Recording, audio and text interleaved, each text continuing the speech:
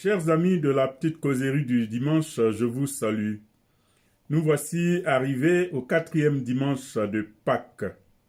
Ce dimanche est dédié à la prière pour les vocations. Il est donc appelé la journée mondiale de prière pour les vocations. Il est aussi appelé dimanche du bon berger ou dimanche du bon pasteur, parce que Jésus se présente au monde et aux siens comme étant le bon pasteur qui s'occupe de son troupeau et qui donne sa vie pour ses brebis. Et cette journée a été instituée par le pape Paul VI et depuis le Concile Vatican II, elle est célébrée le 4e dimanche du temps de Pâques. Et à cette occasion, le pape délivre toujours un message à l'ensemble des fidèles de l'Église catholique. Cette année, le thème de cette journée est vocation, grâce et mission. Et le pape souligne essentiellement le fait que toute vocation trouve son fondement dans le baptême. C'est du baptême que vont éclore toutes les vocations dans l'Église. Donc, le baptême reçu dans l'Église va fonder la vocation missionnaire, c'est-à-dire la vocation à être évangélisateur. Parce que tout autant que nous sommes, en tant que chrétiens, nous sommes des évangélisateurs. Par la parole, par les actes, par tout ce que nous faisons, nous devons être des missionnaires de l'Évangile. C'est vrai, parmi les fidèles, certains sont choisis spécifiquement pour être des missionnaires de l'Évangile. Mais tous, nous sommes appelés à proclamer la bonne nouvelle du Seigneur. Mais c'est en se laissant éclairer par l'Esprit Saint, que nous pouvons effectivement faire des choix existentiels pour correspondre à la volonté de Dieu, pour correspondre au plan de Dieu sur nous.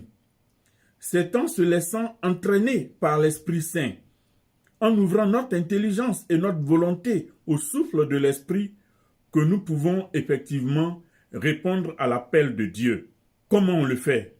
On le fait à travers la prière, on le fait à travers la lecture de la parole de Dieu, on le fait à travers la réception des sacrements, la réception assidue des sacrements, on le fait au sein d'une communauté où généralement on trouve des signes qui nous aident à nous orienter dans notre vie de chrétien. Un conseiller spirituel, un père, une mère, une sœur, un ami qui dans l'Église peut déceler en nous nos talents afin de les mettre au service de l'évangélisation. On ne se lève pas comme ça tout seul et puis on dit, bon, moi je suis missionnaire. Non, il y a toujours des attraits. Et ces attraits-là partent du sein même de l'Église. On est toujours envoyé par l'Église. Tout missionnaire n'est pas missionnaire par lui-même. Il est missionnaire parce que c'est l'Église qui l'envoie. Et la grâce de cette mission découle de la réception des sacrements, de la vie de prière et de la vie ecclésiale. Cela est très important pour comprendre la mission à laquelle on est appelé. On ne s'invente pas missionnaire, comme on le voit aujourd'hui d'ailleurs, par beaucoup de personnes. On est envoyé. Et ceux qui envoient, ce sont les pasteurs. Les pasteurs, ce sont les évêques. Ceux à qui le Christ a confié la direction de son Église. Les prêtres sont leurs collaborateurs et ces prêtres-là vont aussi déceler les talents qui aident à enrichir l'Église. Donc c'est tout un ensemble. Lorsque vous êtes dans une paroisse, vous dites je veux être prêtre, je veux être religieux, je veux être religieuse, il y aura toujours un prêtre, une religieuse, même un laïc assez bien formé pour vous dire effectivement les signes qu'on voit avec toi montrent que tu es appelé à ceci. Et on fait le cheminement ensemble. C'est un cheminement ecclésial parce que la vie du missionnaire est une vie ecclésiale. C'est par amour que Dieu nous fait appel. C'est par amour qu'il nous appelle à la mission. Et nous, c'est par obéissance que nous répondons à son appel. Donc, c'est une relation qui va faire fleurir la vocation, une relation entre Dieu et l'homme, une relation entre le Christ et l'homme. Voici pourquoi toute vocation est fondée sur la rencontre avec le Christ. C'est lui qui appelle et on répond à son appel. Vous voyez dans l'évangile comment le Christ a appelé ses disciples. Toi, viens et suis-moi. Il y en a qui étaient des pécheurs. Il y en a qui étaient collecteurs d'impôts. Il y en a qui étaient avec leurs parents. Il les a appelés pour le suivre. Je ferai de vous des pêcheurs d'hommes. Ce sont des personnes qui sont appelées à vivre au quotidien avec le Christ. Quelqu'un qui ne prie pas, quelqu'un qui ne lit pas la parole de Dieu, ne peut pas se dire missionnaire. On n'est pas missionnaire pour soi, on est missionnaire pour l'Église, on est missionnaire pour le Christ. Dans l'évangile de ce jour, Jésus utilise une image pour signifier qu'il est le médiateur entre Dieu et les hommes. Et en choisissant des hommes et des femmes pour se consacrer, ces personnes deviennent aussi médiateurs et médiatrices pour le royaume de Dieu. À la suite du Christ, on appelle les autres à suivre le Christ.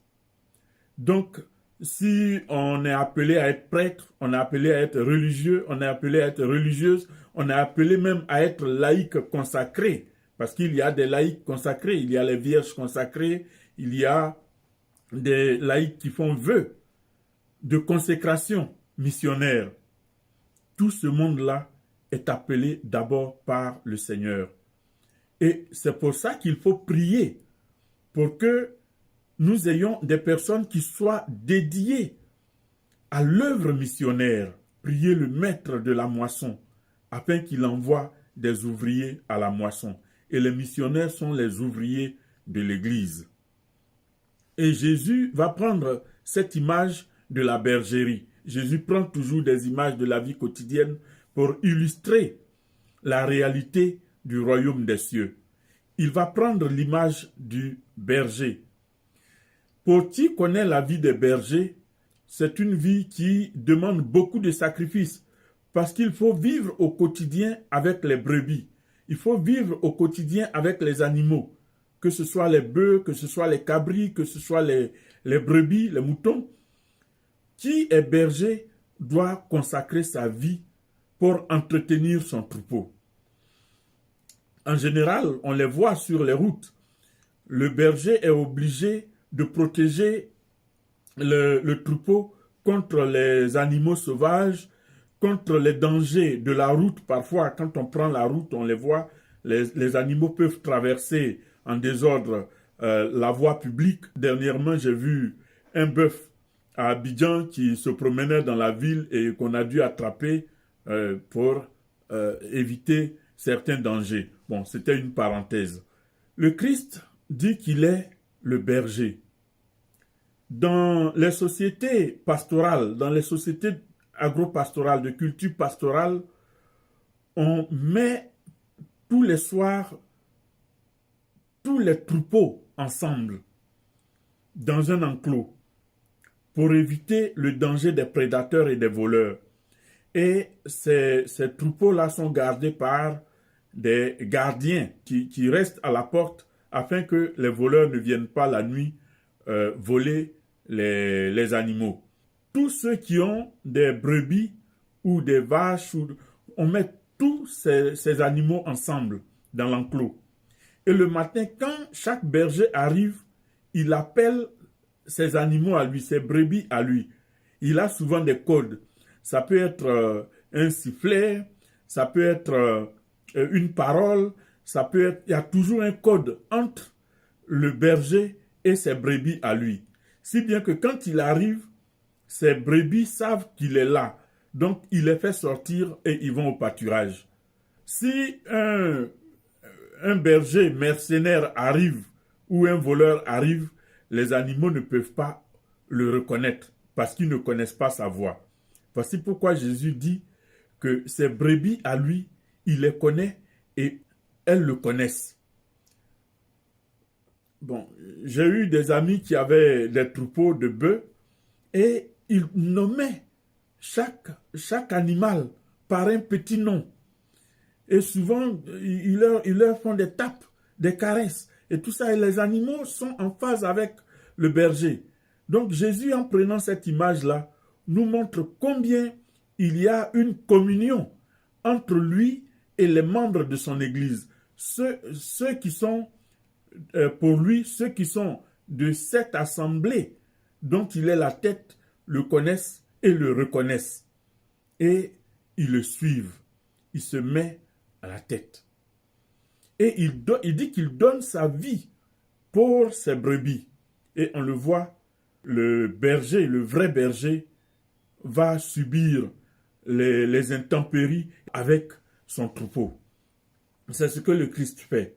Et pour sortir le troupeau du danger, de la mort et du péché, le Christ lui-même s'est offert sur la croix. Et à partir de ce moment-là, il devient la porte des brebis, celui par qui le troupeau va ressusciter, va entrer dans la vie éternelle. Le Christ disait, « Je suis le chemin, la vérité et la vie. Nul ne peut aller au Père sans passer par moi. Nul ne peut vivre éternellement s'il n'est pas en contact, s'il n'est pas en communion avec moi, s'il ne passe pas par moi. » La vocation de tout chrétien, c'est de suivre le Christ et de devenir en même temps missionnaire en indiquant le chemin qui conduit au Christ.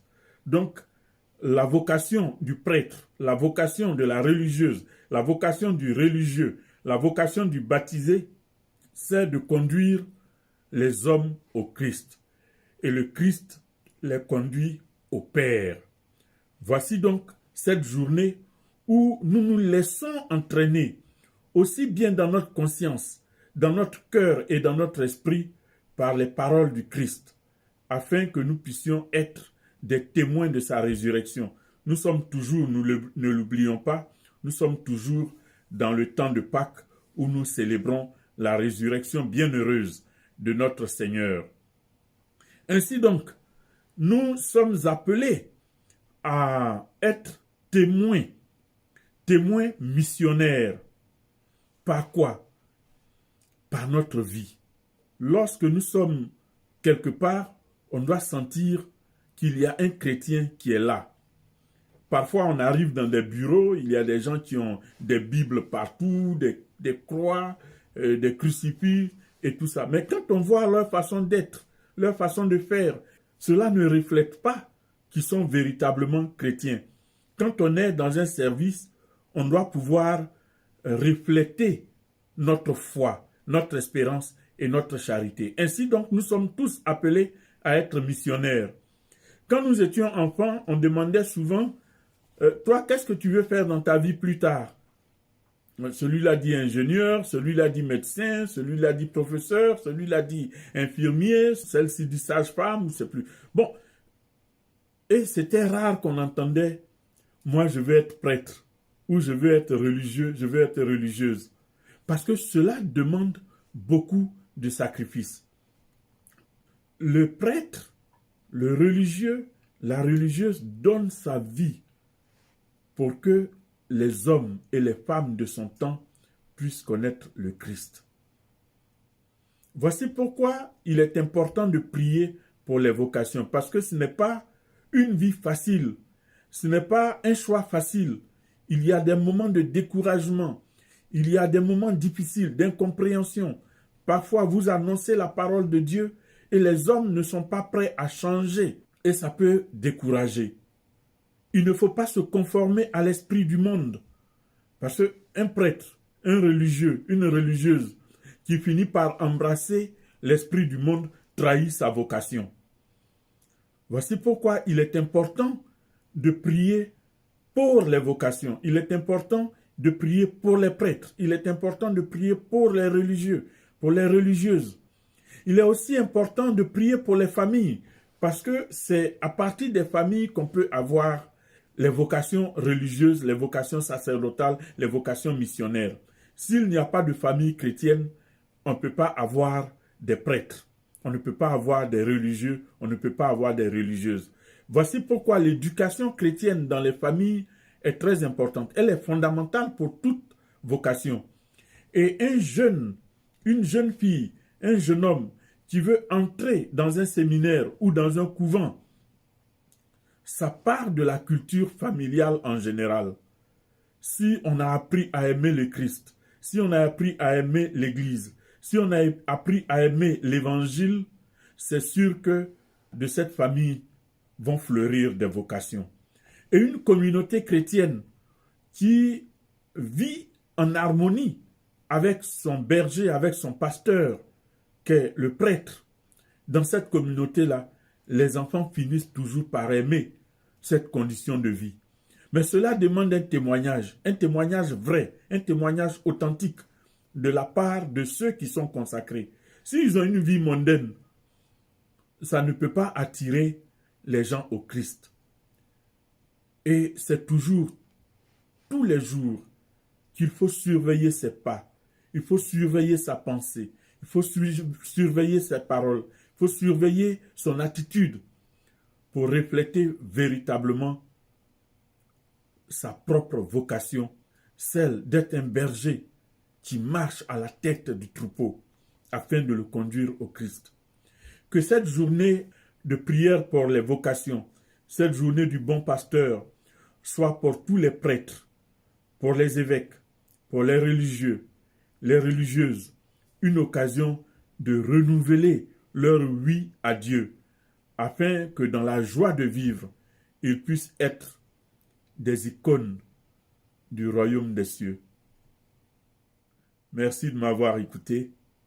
Bon dimanche du bon pasteur. À très bientôt.